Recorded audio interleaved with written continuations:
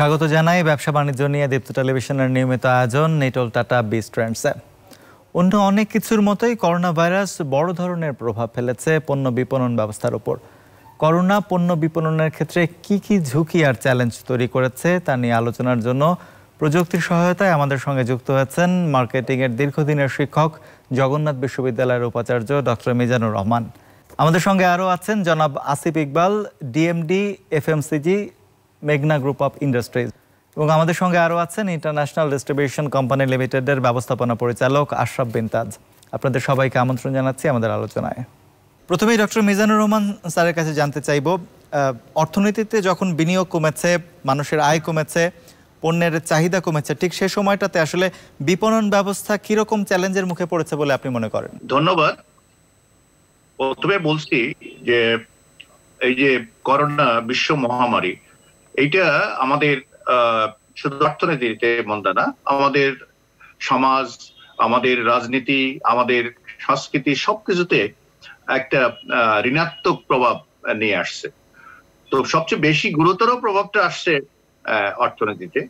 কারণ একদিকে আমাদের যখন ব্যবসা বাণিজ্য, আন্তর্জাতিক যোগাযোগ সব যখন ভেঙে পড়ছে, একইভাবে আমাদের যে অভ্যন্তরীণ যে অর্থনীতি, যে ভিত্তিগুলোর উপর দাঁড়িয়েছিল, বিশেষ করে বৈদেশিক রেমিটেন্স এবং আমাদের গার্মেন্টস সেক্টর, এই সবকিছুতে যখন একটা ঋণাত্মক প্রবাহ তৈরি হলো, তো স্বাভাবিকভাবে আমাদের যে অর্থনীতি এটা আসলে সংকুচিত হওয়ার শুরু করলো, যেটাকে আমরা এখন হয়তো পড়তি অবস্থা বলছি, যেখানে আমাদের প্রতি বছর যে গ্রোথ ছিল 8% কাছাকাছি, সেটা এখন এইটা ধরে রাখা যাচ্ছে না, এটা কমে যাচ্ছে।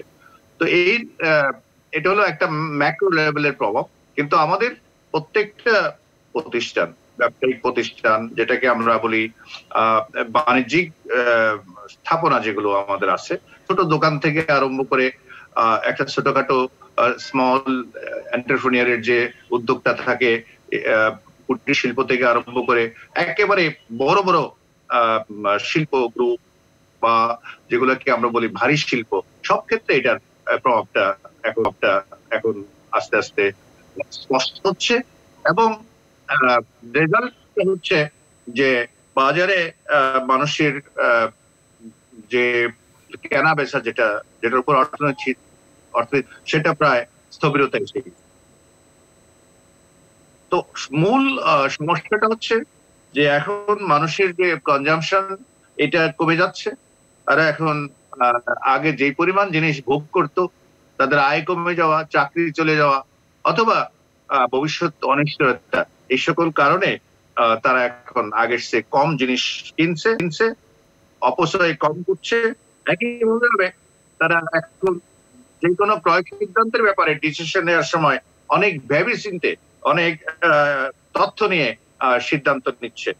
আর যার কারণে অপ্রয়োজনীয় আগে যে সকল বিলাসী পণ্যগুলো মানুষ কিনতো, অথবা কিছুটা আরামপ্রদ যে জিনিসগুলো কিনতো, সেগুলো কেনা কমিয়ে তারা এখন অত্যাবশ্যকীয় জীবন ধারণের জন্য যে প্রয়োজনীয় সেই পণ্যের দিকেই বেশি মনোযোগ দিচ্ছে।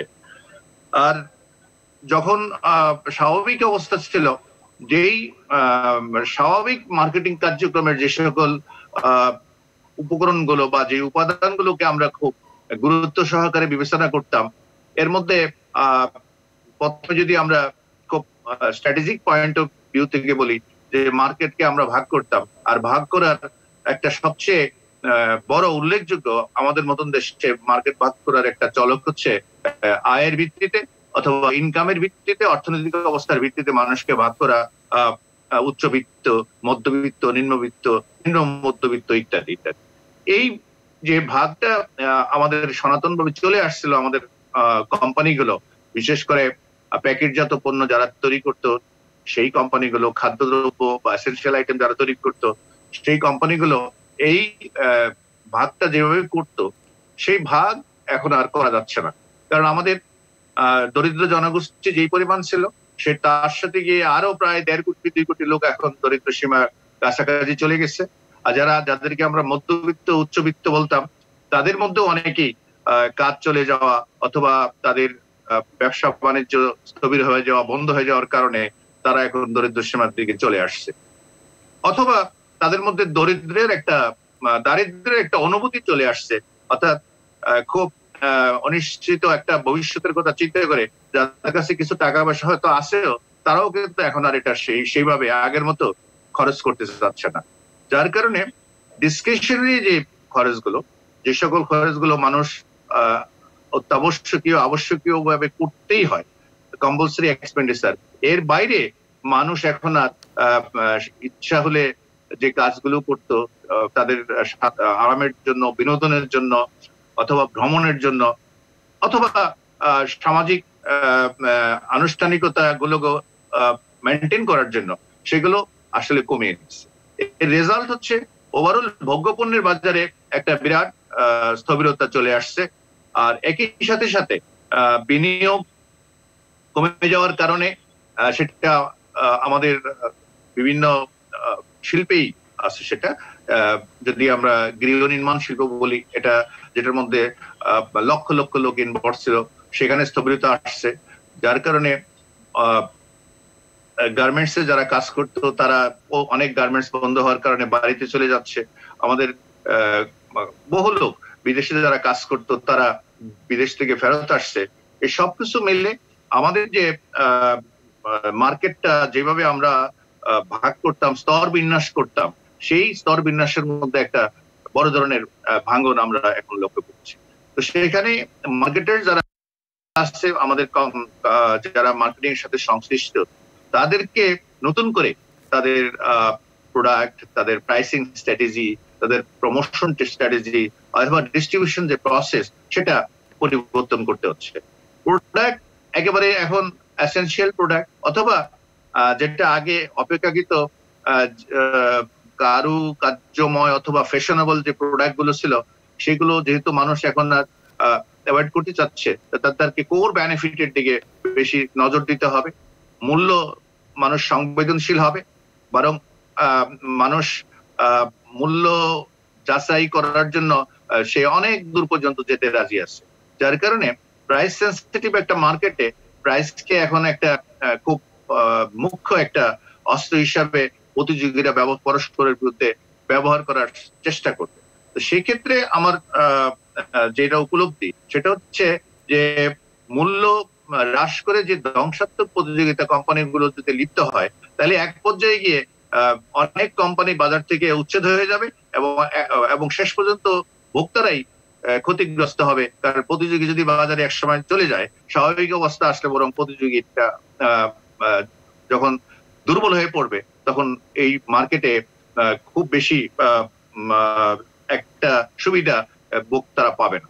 সেই ক্ষেত্রে আমরা যেটা সাজেস্ট করি সবসময়, যে আপনি পণ্যের যদি মানটা আরো বাড়াতে পারেন, মানটাকে অক্ষুণ্ণ রাখতে পারেন, তাইলে মূল্য না কমালেও চলবে।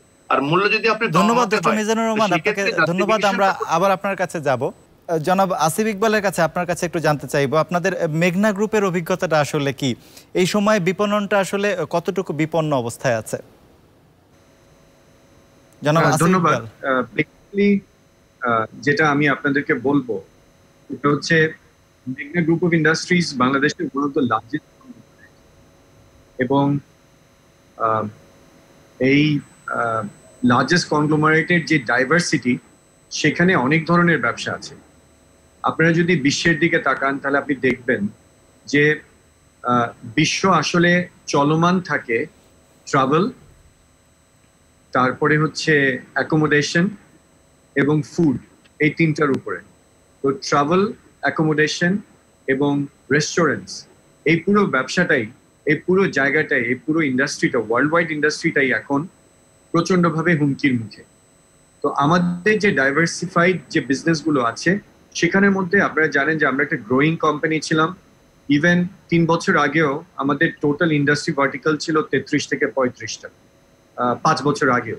কিন্তু এখন আমরা প্রায় 60-র মতো ইন্ডাস্ট্রি ভার্টিক্যালে আমরা অপারেট করছি। আমাদের দুটো ইকোনমিক জোন আছে, মেঘনা ইন্ডাস্ট্রিয়াল ইকোনমিক জোন এবং মেঘনা ইকোনমিক জোন। কুমিল্লা ইকোনমিক জোনের আমরা একটা কার্যক্রম আমরা কাজ শুরু করছি। সো এরকম একটা সম্প্রসারমান অবস্থায় এই যে একটা বিশ্বমারীর জায়গা, সেটা আসলে আমাদেরকে প্রচন্ডভাবে আঘাত করেছে, অন্যান্য ব্যবসার মতোই আমাদের মতো আঘাত করেছে। তো এই আঘাতটা ধরে নিয়েই আমরা আসলে আমাদের যে ব্যবসাগুলো এখন বর্তমানে চলমান রয়েছে সেই ব্যবসাগুলোতে আমরা কনসেন্ট্রেট করার চেষ্টা করছি, এবং আমরা দেখছি যে আমরা যে গ্রোথ এক্সপেকটেশনস আমাদের ছিল বছরের প্রথম 6 মাসে, সেই গ্রোথ এক্সপেকটেশনস আমরা ধরে রাখতে কিছু কিছু জায়গায় আমাদের এসেনশিয়াল ফুডের কিছু কিছু ক্ষেত্রে আমরা হয়তো সেটাকে ধরে রাখতে পেরেছি। তবে যেগুলো মানুষের স্যার যেভাবে বলেছেন, নিত্য প্রয়োজনীয় যে জিনিসগুলো ছাড়া অন্য যে জিনিসগুলো আছে সবখানেই এখন একটা প্রচন্ড চ্যালেঞ্জের মুখে আমরা পড়েছি। কারণ হচ্ছে overall consumer spend, consumer disposable income আমরা যেটাকে বলি, সেটা এখন ক্রমান্বয়ে হ্রাস পাচ্ছে। এটা আমরা রিটেল স্ট্রাকচার থেকেও বুঝতে পারছি। এছাড়া লকডাউন এবং অন্যান্য ইস্যুজেও এখনো পর্যন্ত আমরা কিন্তু প্রচন্ডভাবে সন্ত্রস্ত অবস্থায় আছি। জীবনটাকে স্বাভাবিকভাবে আমরা এখনো নিতে পারিনি, যদিও আমাদের ইন্ডাস্ট্রিগুলোকে আমরা স্বাভাবিকভাবে নিচ্ছি। যখন আমি এই কথাটা বলছি তখন আমি স্মরণ করতে চাই আমার এবং অন্য কোম্পানিগুলোর ইন্ডাস্ট্রির যে সেলস ফোর্সের ছেলেপেলেরা দিনকে রাত করে, রাতকে দিন করে কষ্ট করে এই করোনা মহামারীর সময় কাজ করে গেছেন এবং অনেকে জীবন দিয়েছেন। তাদেরকে আমি নিজে জাতীয় বীর ঘোষণা করার একটা স্বনির্বন্ধ অনুরোধ জানাই। আমাদের ফ্যাক্টরিতে যারা রাতকে দিন করে, দিনকে রাত করে পরিশ্রম করে কনজিউমারদের জন্য তাদের নিত্য প্রয়োজনীয় পণ্য এবং তাদের চাহিদা মেটানোর জন্য কাজ করে গেছেন, যারা প্রাণ দিয়েছেন, তাদেরকে জাতীয় বীর ঘোষণা করার জন্য আমি অনুরোধ জানাই। আমাদের মেঘনা গ্রুপ অফ ইন্ডাস্ট্রিজের এই চলমান অবস্থায় দেশের অর্থনৈতিক অবকাঠামো ঠিক রাখার জন্য আমরা প্রত্যেকটা কর্মী বাহিনী আসলে অত্যন্ত প্রতিশ্রুতিবদ্ধ। আমরা আমাদের জীবনকে বিপন্ন না করে, জীবনের সাবধানতা অবলম্বন করেই আমরা এই কাজটা চালিয়ে যাচ্ছি। কারণ জীবন এবং জীবিকা দুটোকেই আমাদেরকে চলমান রাখতে হবে।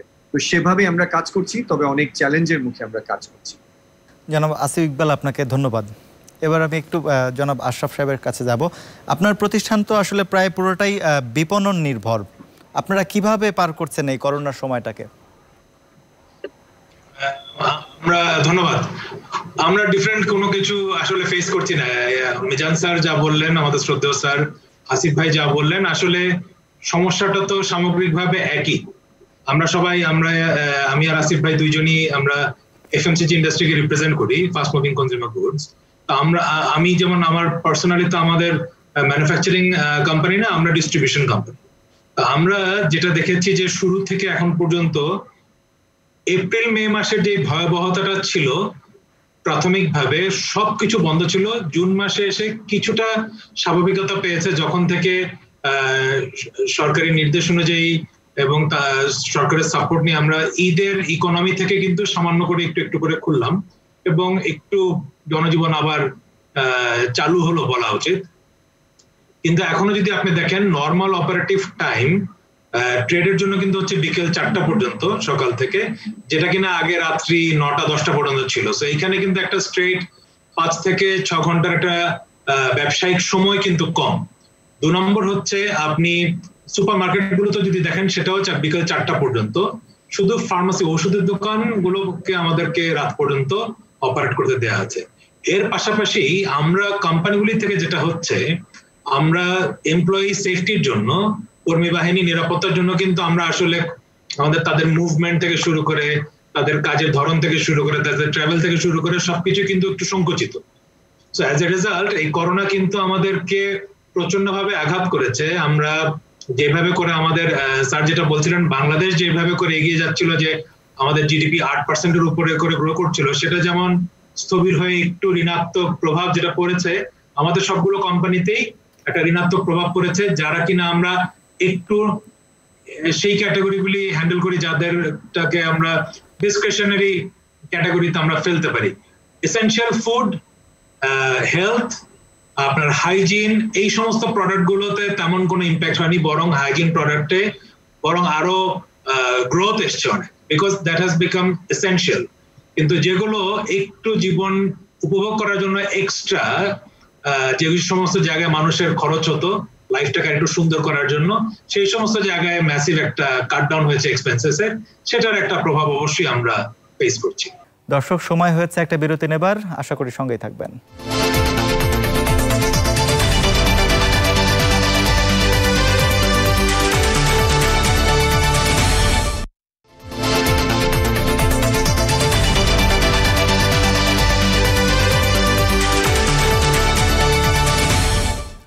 আবারও স্বাগত জানাই নিটোল টাটা বেস ট্রেন্ডস। স্যার, আপনার কাছে জানতে চাইবো, প্রথাগত যে বিপণন ভাবনাটা আছে সেখান থেকে করোনা আমাদের বাধ্য করেছে বেরিয়ে আসার জন্য। এখন ইন্টারনেট ভিত্তিক ভার্চুয়াল জগৎ বিপণনের একটা নতুন নির্ভরযোগ্য ক্ষেত্র হিসেবে আসলে প্রতিষ্ঠিত এখন বলাই যায়। এই ক্ষেত্রটিকে কাজে লাগাতে বাংলাদেশ কতটুকু সক্ষম হয়েছে বলে আপনি মনে করেন? আচ্ছা, প্রথমেই আমার যে দুইজন আলোচক আসিফ ইকবাল এবং তাজ যা বলছে, এখান থেকে দুইটা পয়েন্ট একটু বোধহয় ডিটেলস করার দরকার। যে এই করোনা মোকাবেলায় যারা যুদ্ধ করছে, যাদেরকে আমরা বলি front fighter, line fighter, doctor, nurse এবং স্বাস্থ্যকর্মী, পুলিশেরা, এর সাথে আমি বরাবর বলে আসছিলাম, এই আমাদের যারা কাজ করছি ঘরে বসে কোয়ারেন্টাইনে অথবা লকডাউনের ভিতরে, তাদেরও কিন্তু আমাদের খাওয়ার দাওয়ার লাগছে, ওষুধ লাগছে, ইভেন আমরা যারা আইসিইউতে আছি তাদেরও কিন্তু অক্সিজেন লাগছে। এই পুরো সরবরাহটা যারা দিচ্ছে তারা হচ্ছে আমাদের এই মার্কেটিং এর সেলস ফোর্স। তো তারাও কিন্তু আমি মনে করি ফ্রন্ট লাইন যুদ্ধ করছে। কারণ আপনি সবকিছু চালু রেখে যদি শুধু বাজার ব্যবস্থাটা বন্ধ হয়ে যায়, তাহলে কিন্তু এইটা করোনার জন্য ওয়েট করতে হবে না আমাদের মরার জন্য। আমরা বিভিন্ন অসুবিধার মধ্যে পড়ে না খেয়ে, ওষুধের অভাবে, খাদ্যের অভাবে আমরা এমনি মারা যাবো। এইটা সেজন্য আমি বলি আমাদের মার্কেটিং এর যারা সম্পৃক্ত একদম তত বটম পর্যন্ত, তারা আসলে এই করোনার বিরুদ্ধে যারা যুদ্ধ করছে তাদের অন্য কারোর সে তাদেরকে কম গুরুত্ব দেওয়া উচিত।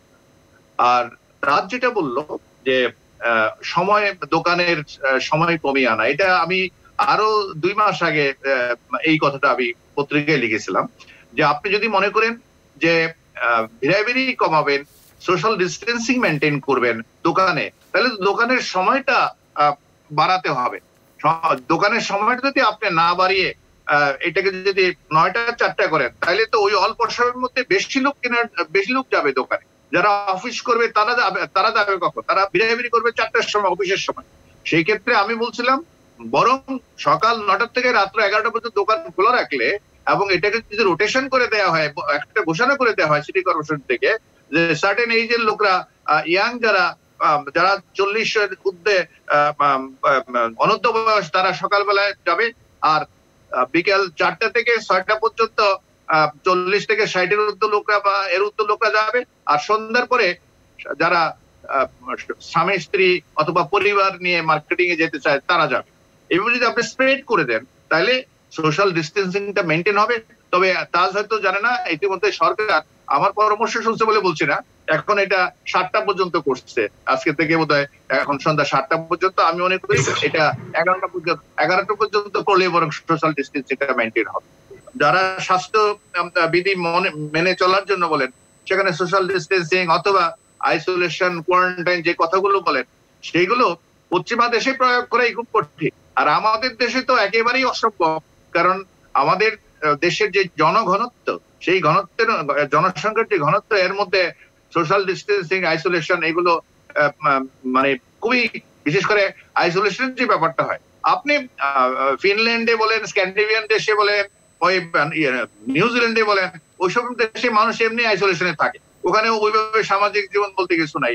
আপনি যদি নিউজিল্যান্ডে 10 বছর থাকেন, 10টা লোকের সাথে ধাক্কা লাগার কোনো সম্ভাবনা নাই।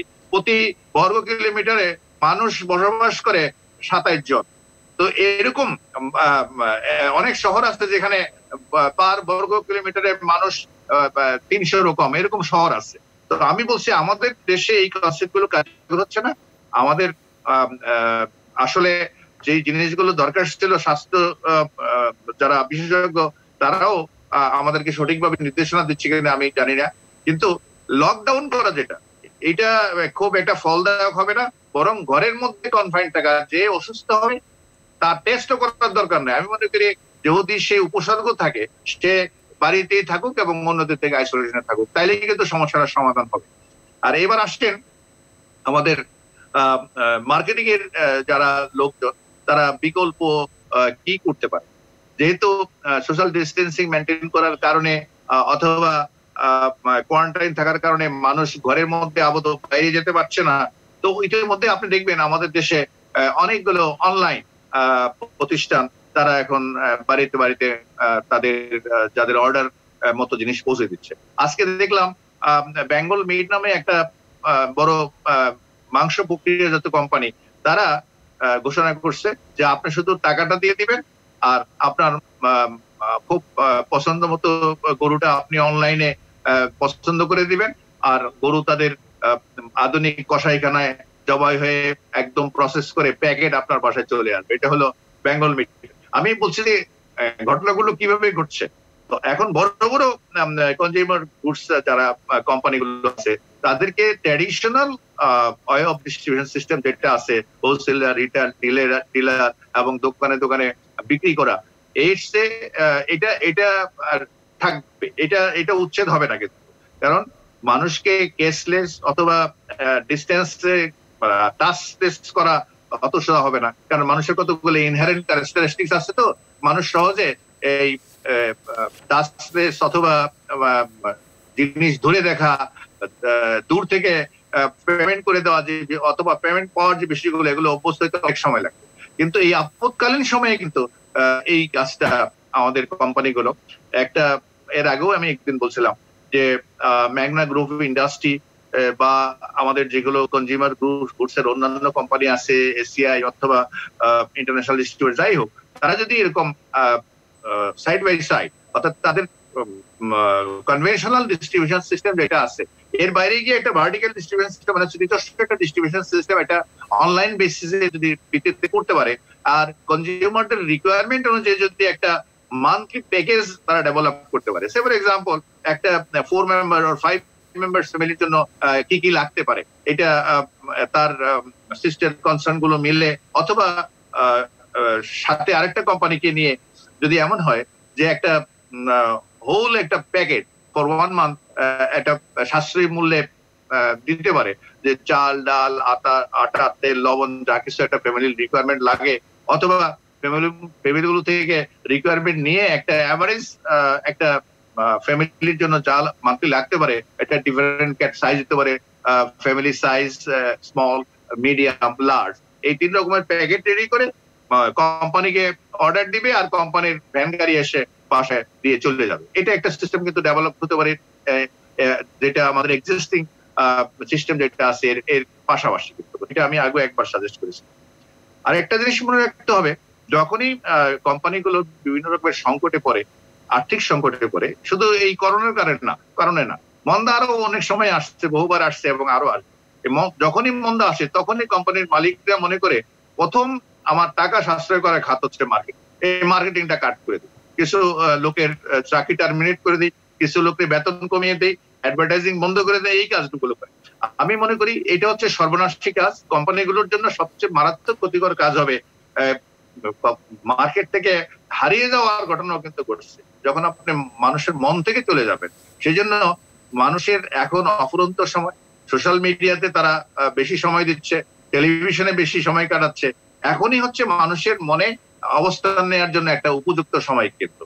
বাট আমি বলছি না যে এখনই আপনি বিজ্ঞাপন দিয়ে মানুষকে পরস্কৃত করবেন, উদ্বুদ্ধ করবেন, আর কেনার জন্য ঢেলাঢেলি সাদাসাদি করবেন, এটা বলছি না। মানুষের মনে আপনার কোম্পানিটা, আপনার ব্র্যান্ডটার একটা অবস্থান নেয়া, জায়গা পাওয়ার জন্য। কারণ মানুষের মনে সবসময় একদম শূন্যস্থান শূন্য থাকে না, কিছু না কিছু মাথার মধ্যে একটা থাকে। এখন যেহেতু ইনভলভমেন্ট কমে গেছে, মানুষের বাইরের সাথে যোগাযোগ কমে গেছে বা বাইরে বের হওয়া কমে গেছে, অতএব সে তার একটা অখণ্ড মনোযোগ পাওয়ার কিন্তু এটাই সুযোগ, আপনি মানুষের মাথার মধ্যে জায়গাটা নিয়ে নেন, পজিশনিং যেটাকে আমরা বলছি।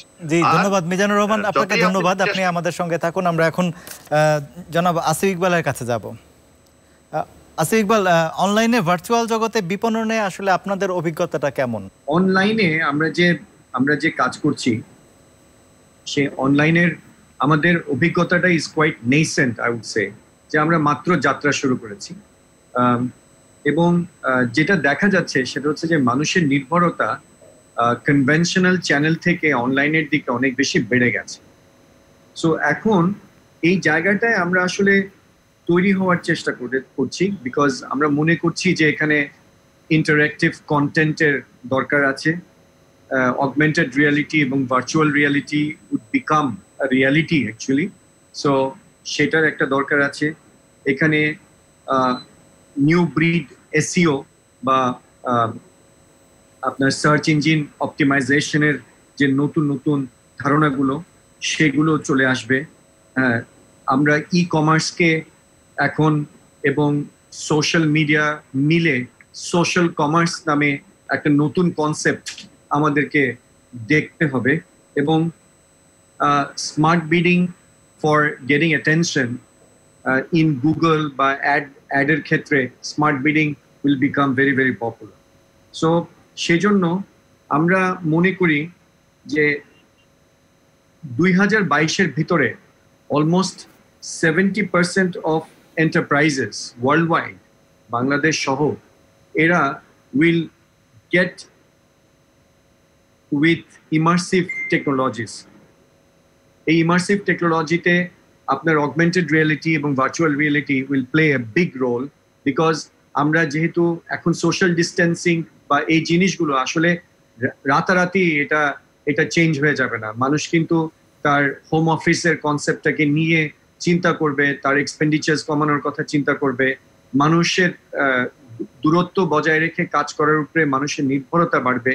এবং এগুলো যদি বাড়ে, মানুষকে কিন্তু প্রোডাক্টটা দেখাতে হবে। সে স্বপ্নে যাবে না, সে একটা দোকানে যাবে না, বরঞ্চ অগমেন্টেড রিয়ালিটির মাধ্যমে সে দেখতে চাইবেন যে এই প্রোডাক্টটা কিভাবে আমাকে ফিচার করে। স্পেশালি হাই ভ্যালু আইটেমস গুলোতে প্রত্যেকটাতে এই অগমেন্টেড রিয়ালিটি এবং ভার্চুয়াল রিয়ালিটি আমাদের অনেক রকমের কাজ করবে।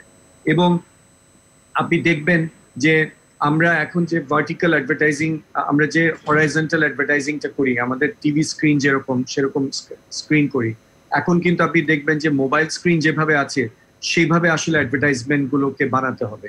So there will be new formats coming in terms of how to change. এই ছোট ছোট চেঞ্জেস গুলো কিন্তু আসলে ব্যাক এন্ডে প্রচুর টেকনোলজি অ্যাডাপ্টেশনস এর মধ্যে দিয়ে যাবে, তো সেগুলো আসবে।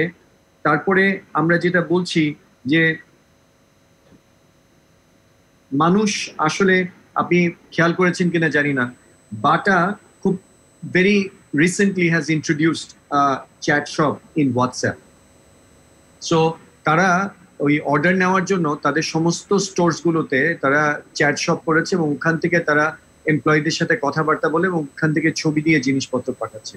সো আমরা কিন্তু we are observing lot of changes in the market place because of this pandemic situation. মানুষকে কিন্তু আরো অনেক বেশি ডেসপারেট করে দিয়েছে এবং অনলাইনে there has been tremendous level of change. One of the change that we have incorporated is our eFresh store. এই eFresh store আমাদের বেসিক্যালি এই যেসব লকডাউন এরিয়াগুলোতে আছে সেখানে আমরা কাজ করছি ক্যাব অ্যাসোসিয়েশনের মাধ্যমে। প্লাস আমরা ধরেন আমি নিজে ব্যক্তিগতভাবে যেহেতু সঙ্গীত শিল্পীদের সাথে সম্পৃক্ত ছিলাম, সঙ্গীত শিল্পীদের অনেকেই দূর দূরান্তে তাদের কাজকর্ম বন্ধ হয়ে গেছিল মার্চ এবং এপ্রিল মাসে। সেই সময় কিন্তু আমরা এই eFresh স্টোরের মাধ্যমে আমরা প্রচুর রিলিফ আমরা তাদেরকে খাওয়া দাওয়া, উপহার সামগ্রী বিভিন্ন সংগঠনের পক্ষ থেকে আমাদেরকে অনুরোধ জানানো হয়েছিল। আমরা আমাদের ফিজিক্যাল ডিস্ট্রিবিউশন দিয়ে eFresh স্টোরের মাধ্যমে অর্ডারগুলো নিয়ে ফিজিক্যাল ডিস্ট্রিবিউশনের মাধ্যমে সেগুলো পৌঁছে দিয়েছি। সো জীবন কিন্তু কোথাও থেমে থাকেনি, মেঘনা গ্রুপ অফ ইন্ডাস্ট্রিজও কিন্তু কোথাও থেমে থাকেনি।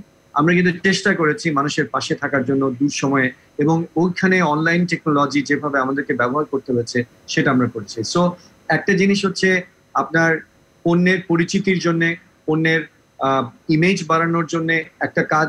সেকেন্ড কাজটা হচ্ছে যে আমরা বলেছি যে ওই সময় যারা রিলিফ দিতে চাচ্ছেন, যারা মানুষের পাশে দাঁড়াতে চাচ্ছেন, তাদেরকে আমরা প্রায়োরিটি দিয়ে অনলাইনে তারা বুক করেছেন আমাদেরকে, তাদেরকে প্রায়োরিটি দিয়ে আমরা প্রোডাক্টগুলো, পণ্যগুলো পাঠিয়েছি। এর মধ্যে আপনার মাননীয় সংসদ সদস্যরা ছিলেন, মাননীয় মন্ত্রী পরিষদের সদস্যরা ছিলেন, পৌরসভা কিংবা মিউনিসিপ্যাল কর্পোরেশনের চেয়ারম্যানরা ছিলেন, এবং এগুলো সমস্ত কিছু কিন্তু আমরা অনলাইনের মাধ্যমেই ম্যাক্সিমাম কাজকর্মগুলো সম্পন্ন করেছি। আমাদের একটা কল সেন্টার আছে, সেই কল সেন্টারে ফোন করেছেন, সেই কল সেন্টার থেকে আমরা অর্ডার সংগ্রহ করেছি এবং সেভাবে আমরা অর্ডারগুলোকে দিয়েছি। সো সবকিছু মিলিয়ে যদি আমি বলি তাহলে আমাদের যে অনলাইনের প্রেজেন্সটা সেটা একটা জায়গায়, আর আমাদের যে ব্র্যান্ডগুলো আছে আমরা মনে করেছি we have changed our messaging. আমরা মনে করেছি এই মুহূর্তে অনলাইনে আমাদের ব্র্যান্ডগুলোর মেসেজিংটা অনেক বেশি ইম্পর্টেন্ট, কারণ মানুষের কনসার্ন থেকে আমরা বের হয়ে আসা আমাদের পক্ষে, আমরা যেহেতু নিত্য প্রয়োজনীয় প্রোডাক্ট করি, আমাদের পক্ষে সম্ভব নয়। সেজন্য অনলাইন মেসেজিং এও আমরা অনেকটুকু অ্যাডাপ্টেশনস নিয়ে এসেছি। সো এই সমস্ত কিছু আমরা আবার আপনার কাছে আবার যাব। আমরা জনাব আশরাফ আপনার কাছে জানতে চাইবো একটু বিষয়, বাংলাদেশের বাস্তবতা আসলে অনলাইন বিপণন শতভাগ ফল আনতে পারবে কিনা, আপনার কি মনে হয়? আমি আপনার কথা ধরে একটু ভূমিকা দেই। অনলাইনে আমি দুইটা স্ট্রিম আমি আপনাদেরকে বলতে চাই। একটা হচ্ছে অনলাইনে আমাদের মার্কেটিং কমিউনিকেশন, সেই চেঞ্জটা কিন্তু গত কয়েক বছর ধরে আমরা একটা শিফট দেখছিলাম, কিন্তু যেই লেভেলে উন্নত বিশ্ব বা আসিয়ান কান্ট্রি, জাপান, এই সমস্ত দেশগুলো যেভাবে করে কনভার্ট করেছে ট্রেডিশনাল মিডিয়া থেকে অনলাইন মিডিয়াতে, আমাদের মার্কেটিং কমিউনিকেশন আমাদের দেশে সেই পরিমাণ আসেনি। একটা অন্যতম কারণ হচ্ছে পেনিট্রেশন অফ ইন্টারনেট এবং ইউসেজ অফ স্মার্টফোন। এইটা যত বেশি যত ছড়িয়ে যায় সমাজে, তার সাথে সাথে কিন্তু আসলে এটা ইভলভ করে। তো আমরা এখন একটা পর্যায়ে এসেছি যখন আমাদের কিনা স্মার্টফোন পেনিট্রেশন একটা রেসপেক্টেবল জায়গায়, একটা অত্যন্ত ভালো জায়গায় আছে।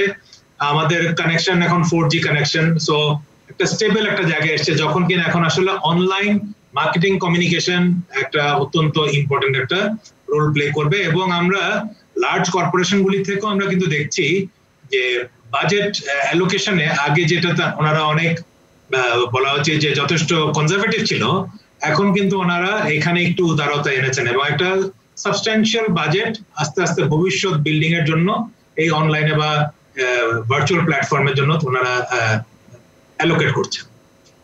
এইবার আসি হচ্ছে এই সময় এসে অনলাইন মার্কেটিং এ সবাই আসলে, আমার মনে হয় আপনারা যেটা জিজ্ঞেস করতে চাচ্ছেন যে ই কমার্স বেস যে সমস্ত ডিস্ট্রিবিউশন, প্রোডাক্ট ডিস্ট্রিবিউশনে এটার আসলে কতটুকু সফলতা এখন পর্যন্ত এসছে। আমার এক্সপিরিয়েন্স হচ্ছে, দেখেন ই কমার্স এখন পর্যন্ত ভেরি মাচ ঢাকা সেন্ট্রিক। কিছু এফ কমার্স হয় ঢাকার বাইরে, কিছু কিছু জায়গায় কিছু লাইভ, মানে আমরা যেটাকে মাঝে মাঝে এল কমার্স বলি, ফেসবুকে লাইভ একটা সেশন হচ্ছে, কিন্তু খুবই লাইফস্টাইল টাইপের প্রোডাক্ট, নিত্য প্রয়োজনীয় জিনিস কিন্তু আসলে ওইভাবে করে বন্টন হচ্ছে না বা ডিস্ট্রিবিউশন হচ্ছে না। তো এই এন্টার ই কমার্স যে ডেলিভারি সিস্টেমটা, ইভেন আমাদের চট্টগ্রামেও কিন্তু এটা অত প্রচলিত না। হোম ডেলিভারি আছে, কিছু টেলিফোন করে হোম ডেলিভারি হচ্ছে, কিন্তু একেবারে পোর্টালে যে অর্ডার করা, অ্যাডভান্স পেমেন্ট করে দেওয়া অথবা ক্যাশ অন ডেলিভারি করা, it is still it is at very initial stage in our country. তো সেটা এখন যারা আগে সুপার মার্কেটে যেতেন, আমাদের সুপার মার্কেটের কন্ট্রিবিউশনই কিন্তু আমি যদি টোটাল এফএমসিজি ইন্ডাস্ট্রি ধরি অ্যাবাউট 1.5%। এত বড় যে সুপার মার্কেট নিয়ে এত যে কথা হয়, টোটাল এফএমসিজি ইন্ডাস্ট্রিতে কন্ট্রিবিউশন হচ্ছে অ্যাবাউট 1.5% এর মতো। প্রথম কিন্তু মাইগ্রেট করছে সুপার মার্কেটের কনজিউমাররা, কিন্তু আসলে প্রথমে ই কমার্সে আসলে মাইগ্রেট করছে। ওনারা এখন সুপার মার্কেট, ওনারা মোর অ্যাওয়্যার, ওনারা এখন সুপার মার্কেটে যেতে একটু ভয় পাচ্ছে, ওনারা আসলে প্রথম আসলে অর্ডারটা দিচ্ছেন যেগুলো বাসায় নিত্য প্রয়োজনীয় যেগুলি লাগবে। আগে কিন্তু কি ছিল, অনলাইনের পুরো ডিস্ট্রিবিউশন সিস্টেমটা was very much confined two lifestyle products, gadgets, lifestyle products. এখন কিন্তু আস্তে আস্তে আমরা দেখছি গ্রসারি চ্যানেলগুলো বড় হচ্ছে, এটা আসছে। তাও আপনি যদি দেখেন ব্র্যান্ডেড গুডস এর জন্য জিনিসটা আসছে, যেটা আমি জানি আসলে আমার বাজারে যে দেখে কিনলেও যায়, অর্ডার দিল তা চিনি, ফ্রেশ চিনি আমি 1 কেজি অর্ডার করবো, এটা বাজারে যে দেখে কেনার কিছু নাই, ফ্রেশ চিনি, ইট ইজ ব্র্যান্ডেড। এখানে ব্র্যান্ডের সফলতা, ব্র্যান্ডেড জিনিস দিলাম, একই জিনিস আমি বাসায় পাবো। কিন্তু আমাদের দেশে এখনো পোর্টালের ফ্রন্ট এন্ড সাকসেসফুল অনেকটুকু হয়েছে আমি বলবো, কিন্তু ব্যাক এন্ডে এখনো অনেক কাজ করা বাকি আছে। পুরো সাপ্লাই চেইনটা ঠিক করা, ওয়্যার হাউসিং ঠিক করা, অর্ডার টু ডেলিভারি যে লিড টাইমটা, এই জিনিসগুলো ঠিক করা, এগুলোতে এখনো প্রচুর প্রফেশনাল ইন্টারভেনশন লাগবে। এটার সক্ষমতা তৈরি করতে হবে, আমাদের অনেক বেশি জানতে হবে। আমাদের এখানে এখনো একটা মাত্র ইন্টারন্যাশনাল কোম্পানি আছে, আলিবাবার, যারা অফটুট বাংলাদেশে দারাজ। এছাড়া কিন্তু আর ওইভাবে করে অ্যামাজন এখনো নাই, এখনো ফ্লিপকার্টের মতো কোম্পানি নেই, এরা তো এখনো আসেনি। সো ইন্ডাস্ট্রি ডেভেলপমেন্টে আর একটু সময় লাগবে। আমাদের এখানে ইয়াং ব্লাডরা কাজ করছে, ওনারা সবাই যদি সমষ্টিগতভাবে কাজ করে এবং আমরা যদি মোর এন্ড মোর যারা সাপ্লায়ার আছি তারা যদি আমরা এই আমাদের নলেজটা ওনাদের সাথে শেয়ার করতে পারি, তাহলে এই জায়গাটায় আসলে একটা ভালো আমরা শিফট আমরা করব। মানুষকে একটা বড় একটা জায়গা হচ্ছে ওনাদেরকে বিশ্বাসটা দেওয়া যে আসলে এখনো যেহেতু আমাদের ওই প্লাস্টিক মানি বা মোবাইল মানি এখনো অত ইয়ে নেই, আমি আগের থেকে টাকা দিয়ে রাখবো, আমি আসলে পাবো কিনা, ভুল জিনিস পাবো কিনা, আমি প্রথমেই যত ক্রিটিসিজম দেখি তো খালি নেগেটিভ দেখি। সো এই জন্য এই বিশ্বাসের জায়গাটা যত ভালো হবে তত এই জিনিসটা আসলে ডেভেলপ করবে। সো ভবিষ্যৎ তো অবশ্যই ভালো, কিন্তু এটা অ্যাটলিস্ট ডিভিশনাল হেডকোয়ার্টার গুলিতে আগে ছড়াতে হবে। শুধু ঢাকায় থেকে অনলাইন মার্কেটিং এবং অ্যাকচুয়াল ডিস্ট্রিবিউশন থেকে খালি মানে প্রচারটা বেশি হলে আসলে কাজ হবে না। জনাব আশরাফ, আপনাকে অনেক ধন্যবাদ। আমরা এখন একটা বিরতি নিচ্ছি, দর্শক ছোট্ট একটা বিরতি নিচ্ছি, ফিরছি একটু পরেই।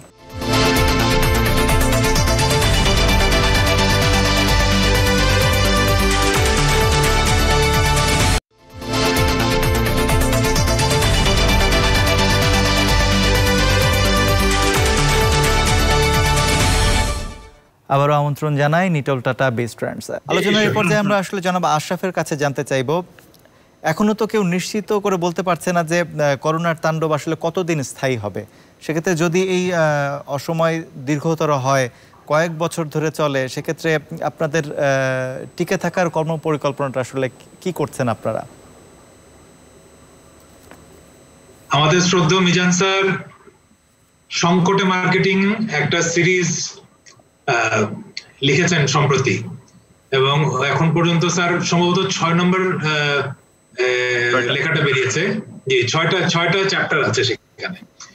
ইনফ্যাক্ট এইগুলি মানে এগুলো কোনো পাশ্চাত্যের কোনো মানে বই থেকে পড়তে হবে না, টেক্সট থেকে পড়তে হবে না, এত রিয়েল লাইফ সমস্ত এক্সাম্পল দিয়ে উনি পুরো জিনিসটাকে এত সাবলীল ভাবে লিখেছেন। আমি যখন পড়ি মনে হয় আর এটাই তো করছি মানে করা দরকার ছিল। So very real. আসলে আমরা কিন্তু ধরে নিয়েছি আমরা কতদিন মানে এটা যে কেটে যাবে এটার আসলে কোনো গ্যারান্টি নাই। স্যার একটা কথা বলেছিলেন যে গুটি বসন্ত ভ্যাকসিন বাইর হওয়ার পরেও পৃথিবী থেকে ইরাডিকেশনে 184 বছর সময় লেগেছিল। তো আমি কিন্তু এটা খুব মনে ধরেছে আমার এই কথাটা। আসলে করোনা আপনার 1 বছরে চলে যাবে, 2 বছরে চলে যাবে না, it is going to stay. Even আপনার ভ্যাকসিনেশন মানে ভ্যাকসিন বের হয়ে গেল, ওই ভ্যাকসিনেট করতে সারা পৃথিবীতে কতদিন লাগবে উই নেভার নো। সো আমাদেরকে আসলে একটা ওয়ে বের করতে হবে how to live with it. এবং ততদিনে বিজ্ঞান, চিকিৎসা বিজ্ঞান সবকিছুই নিশ্চয়ই আরো অনেক উন্নত হবে। রোগ যেমন আসবে, নিশ্চয়ই রোগকে মোকাবেলা করার জন্য আমাদের যথেষ্ট উন্নত চিকিৎসা ব্যবস্থা থাকবে। আগে যে পরিমাণ সাফারিং হতো মাস 1 বা প্রথম মাসে, দ্বিতীয় মাসে যে পরিমাণ একটা অনিশ্চয়তা থেকে যেভাবে করে হ্যান্ডেল করা হয়েছিল, এখন তো অনেক নিশ্চিতভাবে অনেক কিছু হ্যান্ডেল করা যাচ্ছে। তো এইটার সাথে আসলে বসবাস করা জানতে মানে জেনেই এগিয়ে যেতে হবে। সো কিছু কিছু জিনিস আমাদের লাইফস্টাইলে, আমাদের ওয়ার্ক লাইফে আমাদেরকে এমবেড করে ফেলতে হবে। যেমন হাইজিন, আমাদের এই যে আমরা যেটা বলছি আমাদের হাইজিন মেইনটেনেন্স, আমাদের কিছুটা সেফ ডিস্টেন্সিং কিভাবে করে করা যায়, এই মাস্কের ব্যবহার, আমরা তারপরে কি বলছি যে আমাদেরকে আমাদের প্রোডাক্ট পোর্টফোলিওকে রিক্যালিব্রেট করা। তার যেটা বলছিলেন আমরা যেটা বলছিলাম মানুষজনকে, আমাদের কনজিউমারদেরকে আমরা স্যাটিসফাই করতে পারি, আসলে সেটাতে মনোযোগ দিতে হবে। এবং আমার পুরো কোম্পানির কস্ট স্ট্রাকচার, আমার সাপোর্ট স্ট্রাকচার, সেটাকে ঘিরেই আসলে তৈরি করতে হবে। কস্ট অপটিমাইজেশন একটা ইম্পর্টেন্ট একটা ব্যাপার। আমরা আগে প্রচুর নানা রকম হয়তো আমাদের খরচ হতো, আমাদেরকে এই সংকট আমাদেরকে নতুন করে রিফ্লেক্ট করার একটা সুযোগ করে দিয়েছে। আসলে আমরাও মানুষ যেমন মানে তার জীবনযাত্রায় যেমন খরচ নিয়ে ডিসক্রিপশনটা অ্যাপ্লাই করবে, আমাদেরও কোম্পানি অপারেশনে আসলে প্রচুর জায়গায় দেখতে হবে কোন কোন জায়গায় আসলে অপচয় কমানো সম্ভব, কোন কোন জায়গায় এক্সট্রা খরচগুলো কমিয়ে আমরা কিভাবে করে মোর এফিশিয়েন্ট ওয়েতে আমরা কিভাবে করে ড্রাইভ করতে পারি, সেই জিনিসগুলো আমাদের আসলে আমাদেরকে তৈরি করতে হবে নিজেদের এন্টায়ার ওয়ার্ক কালচারে। সেটা যদি করতে না পারি আমরা আসলে আগাতে পারবো না। সো এইটা আমি মনে হয় দীর্ঘায়িত না করি, এটা আমি বলতে চাচ্ছি যে corona is going to stay, এবং আস্তে আস্তে ওইটাকে রিয়েলিটি ধরে সেইভাবে করে কোম্পানির পুরা সাপ্লাই চেইন, কোম্পানির মার্কেটিং, কোম্পানির ভ্যালু চেইন পুরা রিক্যালিব্রেশন, এটা যারা যারা করতে পারবেন তারাই আসলে টিকে থাকতে পারবে। জনাব আশরাফ, আপনাকে ধন্যবাদ। আলোচনার এই পর্যায়ে আমি জনাব আসিফ ইকবালের কাছে জানতে চাইব একটা বিষয়। বিপণন ব্যবস্থাটা আসলে সহজ করবার জন্য করোনা মোকাবিলায় লকডাউনের মতো সরকারি যেসব নির্দেশনা আছে সেখানে কোনো পরিবর্তন প্রয়োজন আছে কিনা আপনি কি মনে করেন বিপণন ব্যবস্থাটা সহজ করবার জন্য? সরকার ইতিমধ্যে আমাদের সাথে আলোচনা করে অনেকটুকু ফ্লেক্সিবিলিটি দেখাচ্ছেন। আসলে জীবন এবং জীবিকা এই দুটোর যে সংঘর্ষ, এরকম একটা সাংঘর্ষিক একটা জায়গা আমরা আসলে আগে কখনো দেখিনি, ফলে এটার ম্যানেজমেন্ট আমাদের জন্য একেবারেই নতুন। তারপরেও সংকটে মার্কেটিং এবং অন্যান্য যে এক্সপার্টরা যে কথাগুলো বলছেন বা আমার স্যারের যে কথাগুলো, অনেক কিছু শুনেই আপনারা জানবেন যে ইতিমধ্যে স্যারও বলেছেন যে আমাদের যে সবগুলোর ওপেনিং টাইম ছিল 4টা পর্যন্ত, সেটা এখন সন্ধ্যা 7টা পর্যন্ত করা হচ্ছে। আমি মনে করি স্যারের যে কথা সেটা 11টা পর্যন্ত এটা করা যেতে পারে, কারণ হচ্ছে অলরেডি মানুষ এখন অনেকটুকু সচেতন হয়ে নিজেকে কিভাবে রক্ষা করে নিজের জীবনটাকে চালিত করবেন সেই ব্যাপারে দেশের অধিকাংশ মানুষ এখন সচেতন হয়েছেন এবং এটার মধ্যে একটা অভ্যস্ত হওয়ার ব্যাপারটাও ঘটে গেছে। সো এই জায়গাটা হয়তো দেখা যেতে পারে। দ্বিতীয়ত হচ্ছে আমাদের এখন আস্তে আস্তে ইকোনমিক অ্যাক্টিভিটি আসলে শুরু করে নিতে হবে। এখন এই ইকোনমিক অ্যাক্টিভিটিটা আমরা যত দেরিতে শুরু করব, দেশ তত বেশি আক্রান্ত হবে, কারণ আমরা তো আসলে দুহাত দিয়ে কাজ করা একটা দেশ। সো দুহাত যদি বন্ধ থাকে তাহলে দেশ তো আসলে চলবে না বা আগাবে না, মানুষেরও সংস্থান হবে না। সো এইটাকে নিজস্ব স্বাস্থ্য ব্যবস্থাটাকে ঠিক রেখে করতে হবে এবং আমি মনে করি যে প্রত্যেকটা মানুষের নিজস্ব ইমিউন সিস্টেমকে স্ট্রং করার জন্য যে স্বাস্থ্য নির্দেশিকাগুলো বিভিন্নভাবে স্বাস্থ্য মন্ত্রণালয়, ওয়ার্ল্ড হেলথ অর্গানাইজেশন, অন্যান্যরা যেটা করছেন সেটাকে কন্টিনিউ করতে হবে। প্রত্যেকটা ব্যক্তিগত মানুষেরই দায়িত্ব এটা। আমি মনে করি স্কুল কলেজে যে অনলাইনের ব্যবস্থাপনাটা চলছে সেটা আরো চলতে পারে, সেটাতে লেখাপড়া চলমান থাকবে, কিন্তু জীবন এবং জীবিকার যে উৎপাদন ব্যবস্থা, সেই উৎপাদন ব্যবস্থাটা আমাদেরকে চলমান রাখতে হবে। সামনে কৃষির মৌসুম আসছে, ইনফ্যাক্ট কৃষির মৌসুম চলছে। আমাদের আমের মৌসুমে আমাদের আমের ব্যবসায়ীরা, মৌসুমী ফলের ব্যবসায়ীরা প্রচন্ডভাবে ক্ষতিগ্রস্ত হয়েছেন। আমাদেরকে এখন এইগুলো থেকে এই সমস্যাগুলো কাটিয়ে ওঠার জন্য আমাদেরকে আস্তে আস্তে জীবন এবং জীবিকাগুলোকে চলমান করে তৈরি করতে হবে। এটাই আমি আশা করব যে এইভাবেই সরকার হয়তো দেখবেন। এছাড়া আমরা সরকারের কাছে আমাদের একটা নিবেদন আছে, সেটা হচ্ছে যে এরকম একটা দুঃসময়ে ইকোনমিক অ্যাক্টিভিটি চালানোর জন্য যে সরকার যে প্রণোদনাগুলো দিয়েছে তার কার্যকর ব্যবস্থাপনা এবং তার এফিকেসি গুলো একটু রিভিউ করা দরকার। সেগুলো রিভিউ করার পর যেখানে কিছু অতিরিক্ত দরকার সেখানে অতিরিক্ত দেওয়া, যেখানে একটু সেভিংস করা যায় সেখানে সেভিংস করে সেই জায়গাগুলোকে অন্য জায়গা যেখানে দরকার সেগুলোকে দিলে এই যে বন্টন, সম্পদের পুনর্বন্টন, সেই পুনর্বন্টনটা করলে আমার মনে হয় দেশের মানুষের জন্য উপকার হবে। এবং সবশেষে আমি এইটুকু বলবো যে ক্ষুদ্র ব্যবসায়ী যাদের উপরে আসলে এই এন্টায়ার ইকোনমিটা ডিপেন্ডেন্ট, আমরা স্মল এন্ড মিডিয়াম এন্টারপ্রাইজ বলি, কিন্তু আমি বলি ক্ষুদ্র ব্যবসায়ী, একজন ছোট দোকানদার, একটা চায়ের দোকানদার, এরা আসলে এই ইকোনমিটাকে রোলিং রেখেছেন।